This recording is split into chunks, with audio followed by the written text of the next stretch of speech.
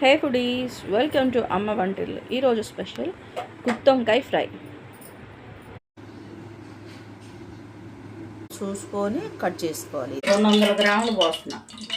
2 రోజులు ఉంటుందని ఫ్రై. నేను ఉల్లిపాయ వేసుకోవట్లేదు. ఎల్లుల్లిపాయలు ఒక పెద్ద గడ్డ తీసుకొని నల్లగొట్టుకున్నా కచ్చాగా. 2 టేబుల్ స్పూన్లు ఆవాలు, తాలింపులు వేసేస్తాను. కొంచెం జీలకర్ర, కరివేపాకు,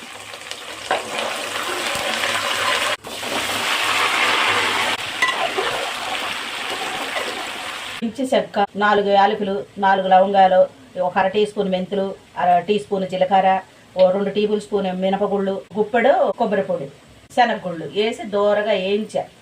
ఎండుమిరగాయలు వేపుకొని నూరుకున్నా. ఈ మసాలా కారం 6 స్పూన్లు వేసి, చిన్న టేబుల్ స్పూన్ పచ్చిమిర్చి,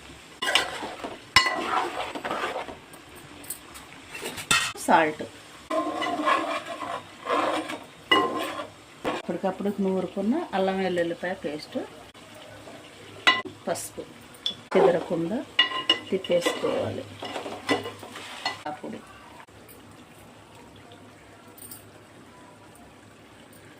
సిమ్ వేసుకొని ఒక 10 నిమిషాల్లో అయిపోతుంది. ఇప్పుడు ఇదంతా పీల్ చేసింది. ఉప్పు వేసాను కదా, ఉప్పుతోనే ఉడికింది. ఇది ఏగింది. చిన్న సైజు కాయ కదా, చక్కగా అన్ని సమపాళలో మగ్గినాయి. కాయ అంతా వరుసగా చక్కగా మగ్గేసింది.